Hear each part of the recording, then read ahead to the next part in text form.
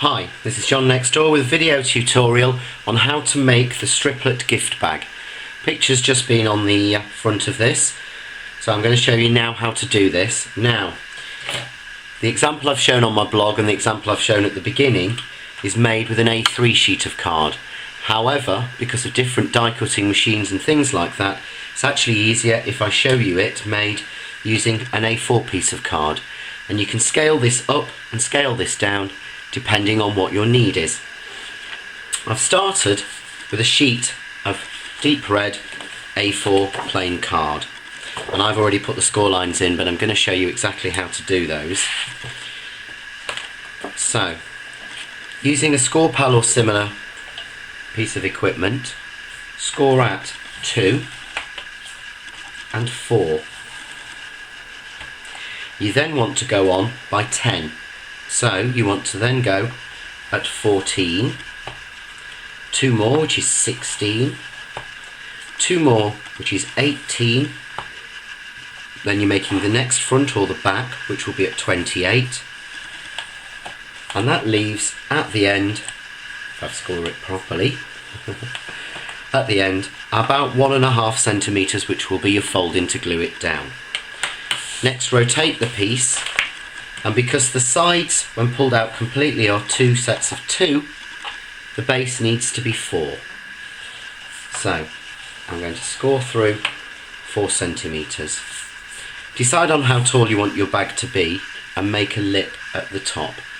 I'm going to use the whole sheet, so I'm going to score a 2 centimetre lip at the top.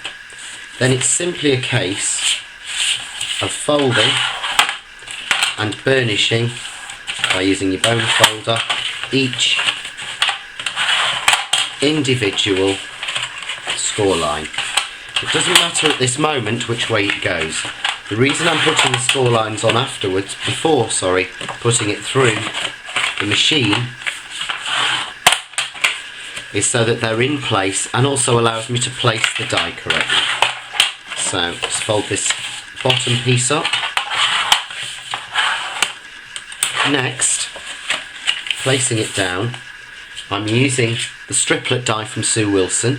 You can use any die you want to for this, however one without a border, as this die comes, if I can grab it, with a separate border piece, won't cut completely through. You don't want it to cut through, you're wanting to create a filigree section in your gift bag. So this is the one I use and recommend.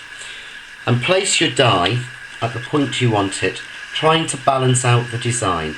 You can see here I've got it right in the centre, and then I have the exact same points on the fold. So for this measurement it fits exactly right.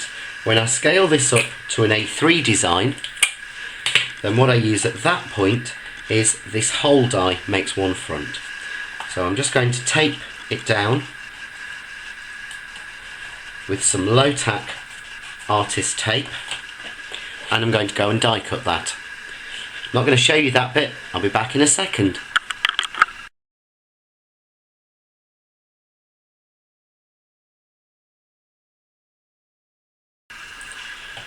Right, as you can see here, I've run the first panel out through my die cutting machine. I've used my grand caliber, and what I've then done is to place the die again in exactly the same place to continue the design along. So I'll take this one off, removing the low tack tape, which is something that I've only just started using and is absolutely fantastic. Masking tape, nothing seems to be actually as good.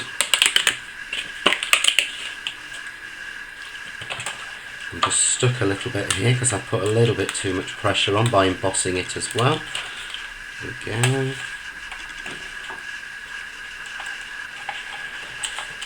Isn't it strange when you do this for yourself and nobody's watching and you're not filming it, everything comes out perfectly. There we go. Right, okay. So there we go, we've got a strip running all the way down the middle. Now it's simply a case of putting this together. So I'm going to put my score pal away, and I'm going to now make the folds. So to do this, take a pair of scissors, and I need to cut up on each of the front and back panels on the bottom piece to the first fold line, just like that. Okay. And I'm going to cut out the sections for the sides so that all I have is a front panel and a top panel. Okay. Next thing I'm going to do is the total lip at the top.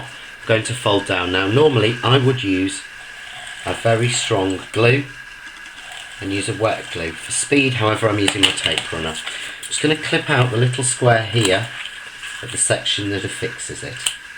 Okay, so I'm going to fold that over, and again use my bone folder just to burnish that so I've got a lovely, neat, crisp top. Okay, now starting at that edge, I want the first piece of the lip to fold in, and I want the next piece to fold out like that. So I've created a zigzag fold. I do the same on the next side, taking it in, carefully folding the filigree. I go in with that one, again folding any little bits of the filigree in. I then go back over, and as you can see, because I scored my lines before running it through the die cutting machine, it's not warped at all. The piece of card has had the folds put in before any of the machine's pressure has moved the cardboard, which makes a difference. Now I'm simply going to fold over the section that sticks. Now that section there will stick to there. So I'm going to run tape along there, fold it in, fold that section in, and simply match those corners. Now again, this is better by using a wet glue, as you can reposition it and it will be a stronger fold. And there you can see from the top, hopefully, we've got the folding section of the bag. This is the point now where if you want to, you can put a contrast in. Now previously I've put black in, so I'm just going to cut a piece. I've cut a piece down that's just shorter than 9, and I've glued top and bottom. So the section here is 10. I've cut this to be just a little bit smaller than 10. I'll slide it in so that it fits, and I place it into position. Move it up slightly there so that it's not on the fold, and stick that down. That gives the front the black, or the back section. And I've actually caught a little bit of filigree in there, so I'm just going to flip that back out. And again, when using wet glue, you can glue that back down, or it's a lot easier, it'll dry a lot more solid. I've left the front bits filigreed there, and there we go. The bottom bases, then simply glue one of the large strips, fold one in, fold the other one over, a little bit of pressure on the bottom, again wet glue would be easier, and there we go. We've got a fold at the bottom. I've got a little bit sticking out there, so I'm just going to trim that off, and it stands up. Next, for the handles, just using a heavy duty hole punch to go through both sides. You can measure this, I tend to do it by eye, and take out 2 holes for the handles. There we go, just pop the circle out from the last one, that's done. And then all I simply need to do is to thread ribbon through these to make the handle. I'll do that in a second. What I'm going to show you next is the gift tag that I made to go with the bag.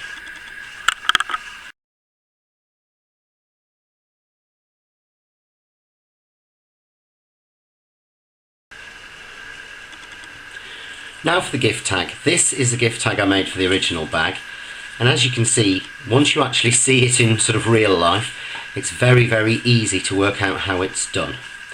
And what I've done to make this is I've used the striplet in with the border piece in place, and again I've simply taped it down just like that. And as you can see here, I'm actually using scrap of black card. I keep a box by the side of my desk where I'm working, and every time I've finished a card or I've got lots on my desk, I put all the scraps in that box. Before I make anything new, I have a look through to see what I can use again. So I'm just going to go and cut this one.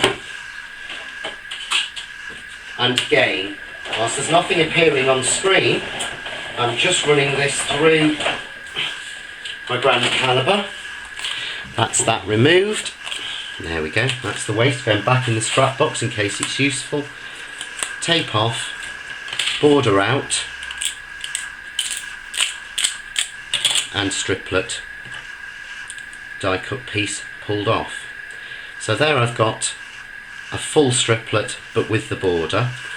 Next, using another piece of scrap card, this one I've obviously used some purple on as well, I'm just putting the border piece down. And again, just cut off the excess and back in the scrap box before I die cut this.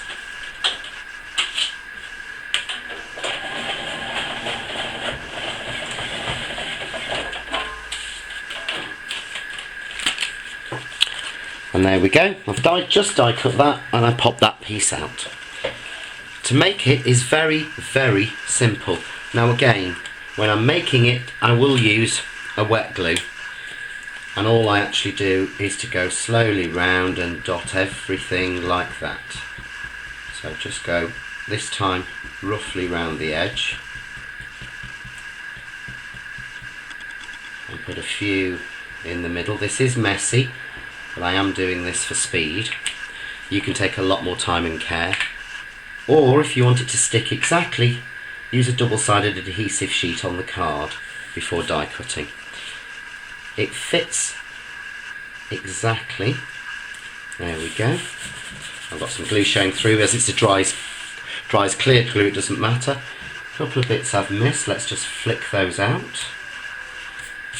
And that means that I've got a striplet strip with a contrast backing that fits exactly. Now, to make it into a gift tag, again, using my score pal, this time no measurement, just place it right in the middle and score down. Fold in half and fold any little bits of filigree down. Again, if you take more time and more care, you will have glued that exactly and you won't get bits popping up.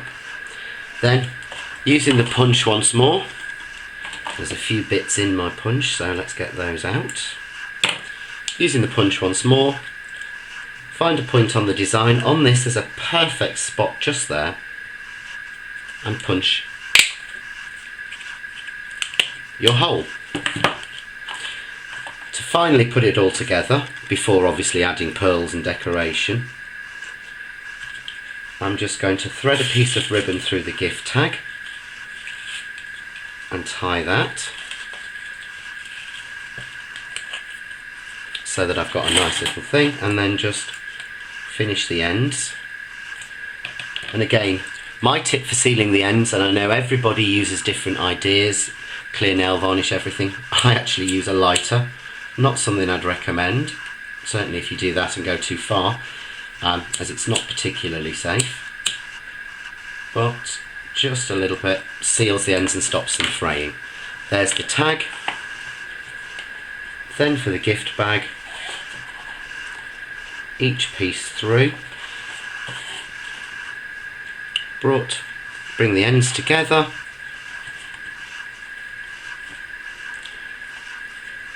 tie them in one knot.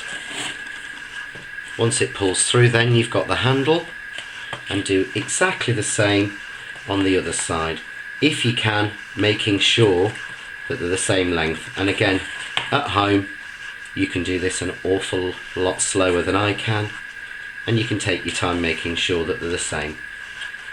I think this is a case of less haste, more speed.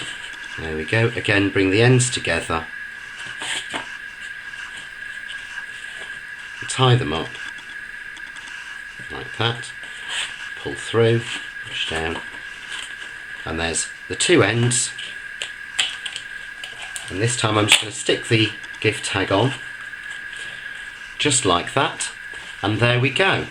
You can then decorate with gems or pearls. On this one I've used red gems.